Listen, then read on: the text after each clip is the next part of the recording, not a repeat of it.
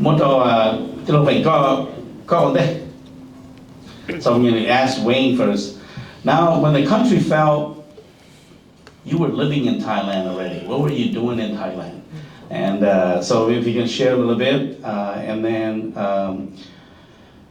when the refugees arrived in the refugee camps, many of them were prohibited from leaving the camp. How were you able to transport people from the camps to go visit, ambassadors and the embassies and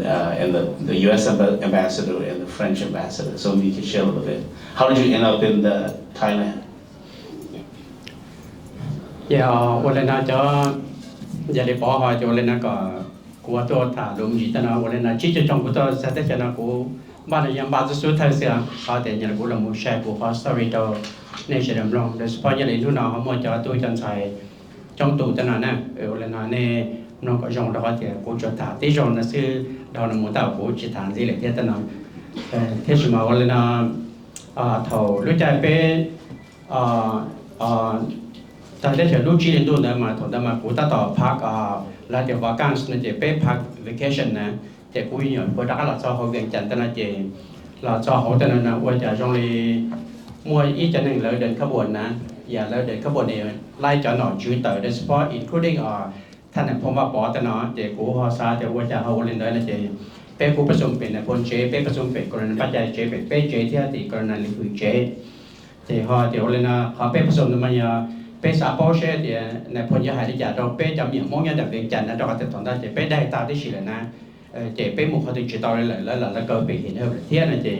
เป้เจริญศาสตร์เราคือช่างเทียเราปนลิงก็ตัวมุนจีในพลนั้นเจ้ในพลมอตัวออนไลน์กีบtrong ngân hàngเราเที่ยงการต่อยลูกบอลเราchoเจ้ให้เจ้าก่อนเป้จะมีห้องยาเวียงจันทร์นะกับเป้มันจะไปจ้องผู้ตื่นนะในพลมันได้จ่อยเฮลิคอปเตอร์ตัวต่อเป้ยาหมดจะน้องแจ้งนะเรื่องเรามีอะไรเนาะเจ้าสมัยตอนนู้นต่อข้าแต่นะเจ้เนาะแต่ตรงนี้เนี่ยเราได้ปูต่อบ้านเกิดตาได้เจ้เป้หมดต่อจ้องผู้ตื่นเลยเจ้เป้หาต่ออ้อนนู้นต่อข้าแต่นะเจ้เป็นหินเหิบเลยแต่ละที่แต่นะเจ้เป้ทะเลเราจะล้มแจ้งยิ่งแต่นั้นเจ้ถอดจะล้มแจ้งเจ้ถอดจะต่อบ้านซ้อนยันสูนั้นเจ้กูที่จุนจีเซนเตอร์ฝงเสียวันนี้ยังมองไปตัวนี้ละเลยมันหนึ่งคงใจแต่นะเท่จะหาจีตัวผู้ยืมองห่างแต่นะยากรณีนั้นยากรณียันห่างจุดตัวกือนะนี่ตัวจอจะเนี่ยแต่กับผู้จีตอนนี้เราเวียงจันทร์แต่นะยุ่งลำถ้าเตะสิวิธีเราจะตัดชนะเนี่ยเราตัวย่อวันนี้นะในพ้นยาเลยในฮันนี่นะอย่าจะตัดชนะจะมองจุดมาเก็บหมดเขาตัวแต่นะจะกับผู้จีตอนนี้มุกเวียงจันทร์ที่สมาเป้ก่อใช้ในจะเราวิจารณ์เราจะเป้เราชี้ถาจะให้ติการเรียนที่จะเราเป้ที่เราจอกันจะเป้มันลงแจ้งอย่ายอดต่อแต่นั้นเราเป้การหาจงจะเป้ดีไซน์เรียนแต่นั้นจะถ้าเป้มันจอลงแจ้งแต่นั้นจะกูจะตอนเราเรียนถ้าจะชิมหมดแต่นั้นนะชิมหมดแต่นั้นจะกูจึงจะเป้ทายกันแต่ลูกชายหยองแต่นั้นยังมันต่อตลาดแต่นั้นสิจะกูจึงพอในผลยศยศรุ่นเด็กในผลจึงย่ออย่าจะมองได้จะกูจะชี้ทะเลเอาเลยนะเราจะท่านถาเดี๋ยวที่จะเราต่อ front line นะจะที่จงดูจุดนี้ต่อจะต่อนะที่เขียนตานะจะต่อชุบแต่นั้นจะกูจีที่ดีไซน์เขาแต่กูจียาจมูกนั่นนะจะจงมือเส้นจอนที่มันที่กบเปล่านะจงมือเส้นจอนนะจะกูจีที่กูที่เรามันจะยีท่อที่กูท่อที่ช่องฟื้นไปจีนั่นจะเป็นมันเป็นผลเจมันจะเป็นจะกูที่กูจีวิ่งเย่มือเฉาแต่นั้นแต่เย่มือจีเนี่ยผลแต่นั้นเช่นเนี่ยผลยังหายใจเราชอบกูจีเหมือนตอนเนี่ยผลนะแต่กูจีจีตัวนั้นนะเจ้มือจอแต่นั้นจะจึงปออีตัวกระนั้นจอเนี่ยผลถาอย่าเจ้ชนน้องเนี่ยผลไทยไปเราดูตอนนี้แต่นั้นเชื่อเจ้กูเหล่าเจ้ก็ที่เจ้ามันวงในหล่อเขาลงแจ้งนะเจ้ในป้าดูกูจะไปเสกตะกูนะในผลไทยนั่นตอนนี้แต่นั้นมาดูกันนะจีเช่เป้ปมงเป้ต่อตะการชินจีนสิในผลไทยนั่นตอนนี้ในพลในตอนนั้นแต่นั้นสิเจนึกเกจเจ้าเกจในมั่วเกจในพลชาก็แต่พัดลมนั้นตึ้งกดจนในโต๊ะนะเจในพวกเจในเจ้าก็สีเหล่าแต่ไหนจะเตียนรูปเป้เนี่ยให้นั่นเจในพลเจเช้ามองอย่าไปมองไปจนต่อตะการชินจีนสิแต่นั้นนะเจในคำนับเกจในเหล่าแต่นั้นเจขณะยาว Let me translate first. นี่ก็เป็นเรื่องวิชาการ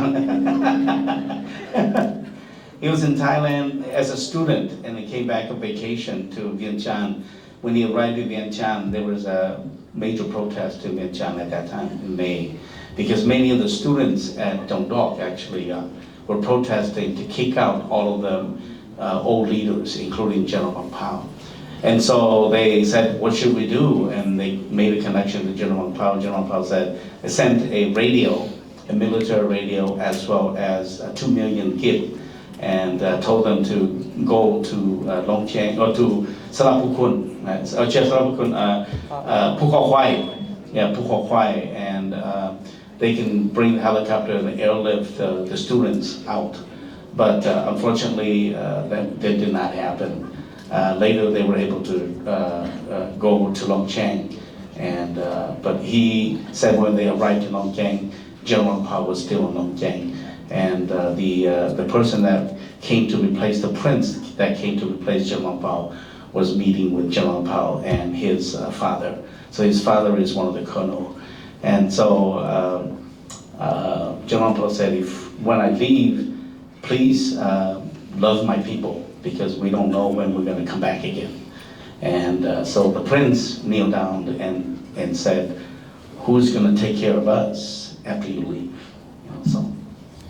ชาติเป็นตัวจันน้ำพองนะอย่าเป็นตัวจันน้ำพองนะมันยิ่งชุ่มเก๋เต๋อเลยนะเป็นยังเป็นจากมุ่งจากออปชั่นมาจุยาลินอเซียมั่วจากมุ่งเนี่ยเป็นเนี่ยเป็นแค่น้อยนะอย่าแล้วตัว G เป็นจากมุ่งแต่นั้นจะให้เดี๋ยวเลยนะอย่าจะตัว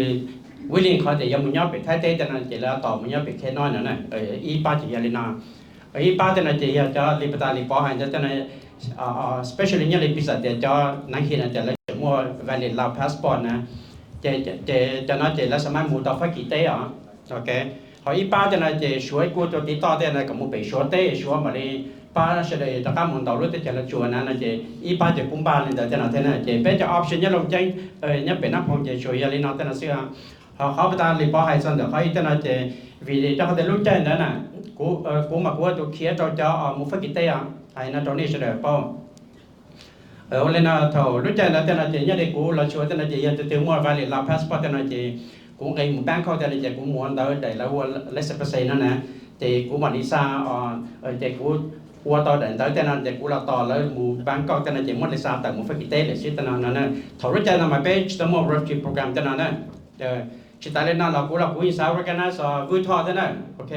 วิทอตัวออสเตรเลียตัวน่ะเท่ารู้ใจนะมาวิทเทียเรามาตัวดร.ปอเทียแล้วเป็นแหล่งนำมาเลยตั้งแต่ไฟรู้ว่าเราหัว white policy เนี่ยที่ออสเตรเลียนะเราแต่เราเชื่อเกย์เราไปจะมุ่งตัวออสเตรเลียที่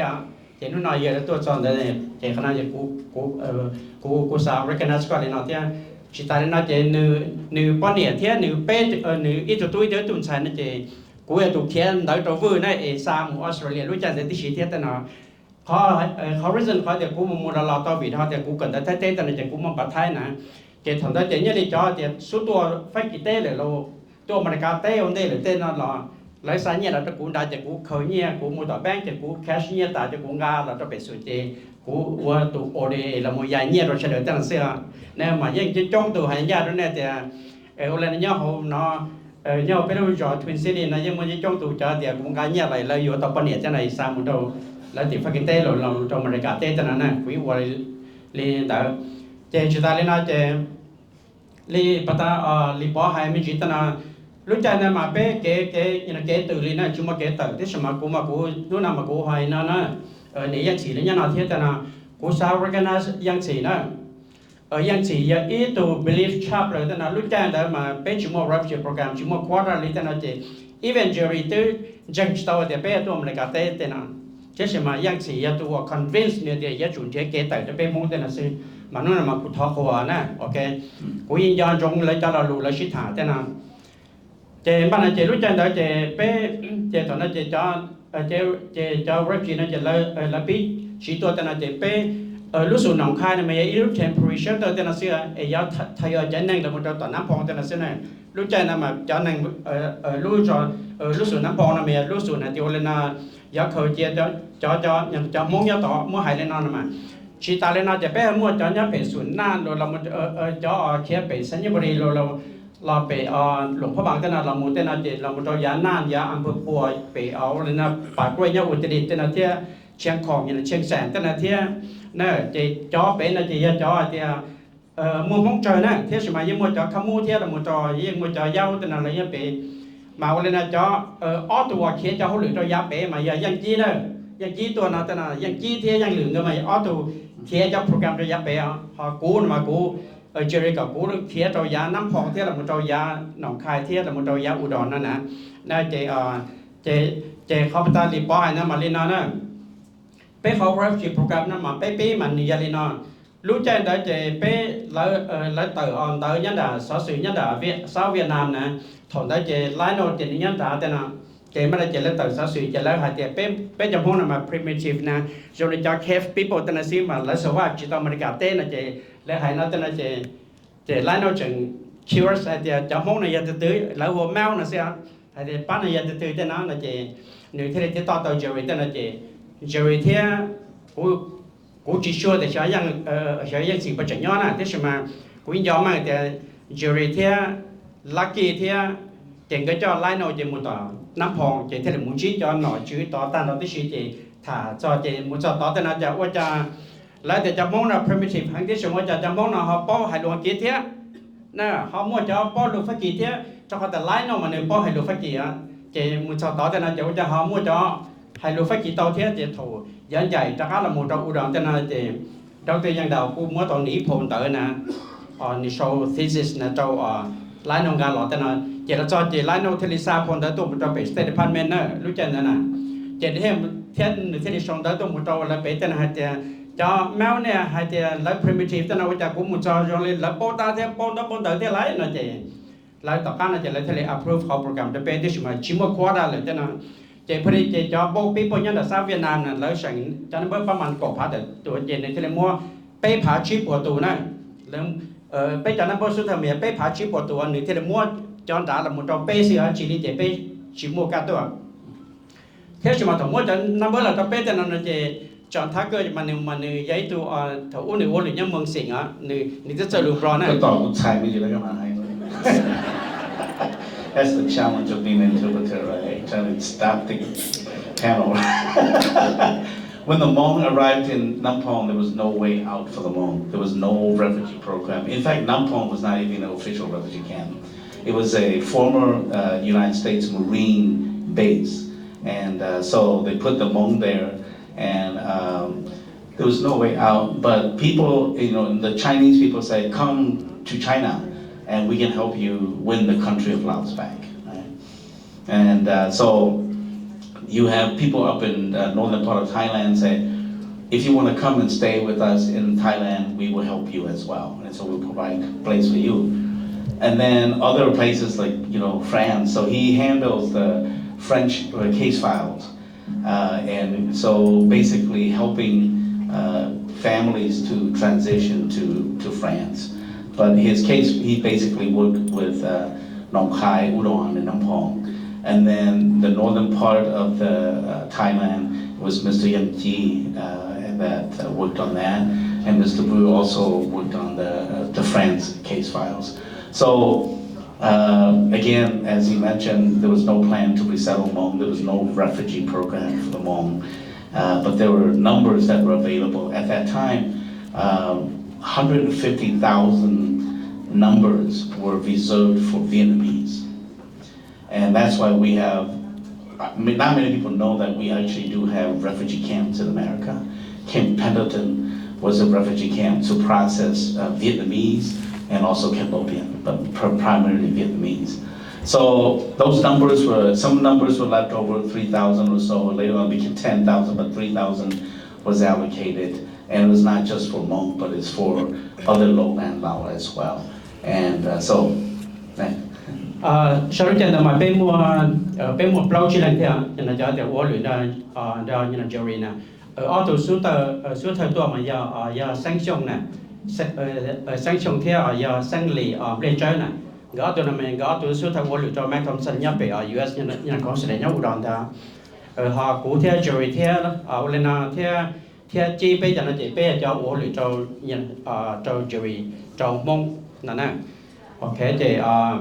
chỉ ta lên nói chỉ lúc chân là cũng giờ tao rồi giang gia là tôi ba bây đủ theo lý sai là tôi ba bây đủ theo nè theo là một trâu theo chữ chủ nè cú chế bị tiêu lâu nè nếu cú tôi ba bây tới đủ cho nên theo họ mua vào theo mua lì tổ nói giang nè nếu giấy đủ theo giờ tôi ba bây lúc chân rồi thế là thế mà là tôi tên là chỉ trong đi là tôi nhớ ít đủ tên là suy chỉ là đặc là tên là nè dạ chế So we have a group of people that worked with Jerry Daniel, and Jerry Daniel's his case files again is Hmong. But even Jerry Daniel didn't believe that resettlement for the Hmong was possible. But the Young Tzi, Ms. Blia Young's husband, really convinced Jerry that there is a way out for the Hmong. And but again, because people like Lionel who went to Nampong and met people that spoke English, these people who were supposed to be primitive, and spoke English, and then Dr. Young Dao also provided his dissertation to Lionel Rosenblatt, and he actually translated it to English. It was all in French. So that original book is at the Center for Hmong Studies. dạ chế thầu bé tàu như là bé phá chip của tụi nó bơi lọt cho nó chế chọn thắc cơ là mua bé ít phá tụi nó bơi là cho chân anh blog đó dạ cho chân anh blog là tên là chế thầuยังหรือเที่ยเจริญก็ยังมุเป็นส่วนนั่นนะก็มุสัมภาษณ์ไปตอนนั้นเจนี่เที่ยกับกู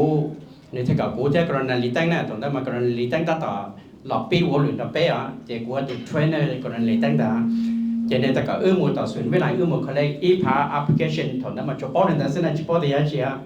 นั่นเจเป้มาลีละก็เราชิ้นจีไปอุดรเท่าชิมุชจอแต่นั้นเจ 2 days in later แต่นั้นเจก็ละก็เราจอแต่นั้นเจเป้มัวอีพาตัวนั้นเบอร์นั่นละก็ตัวมุ่งตาเลย yeah that's what happened เจเที่ยกันนะอย่างcause the reason that I came to the US early vì đó thì nữ chỉ sau xe thì nữ phong của trâu lái nào nè thì cô mua cho number ít phạt tụi trâu mông nữa nè. So one of the case file, John Tucker, one of the case file officer, gave those numbers to the Lao, but he and another caseworker actually converted those 1,000 numbers to Hmong, and that's the reason why he had to leave America. He left for America because people weren't too happy with him for switching numbers to Hmong instead of keeping it to the Lao. Okay, thank you. Anything else to add? No? Okay.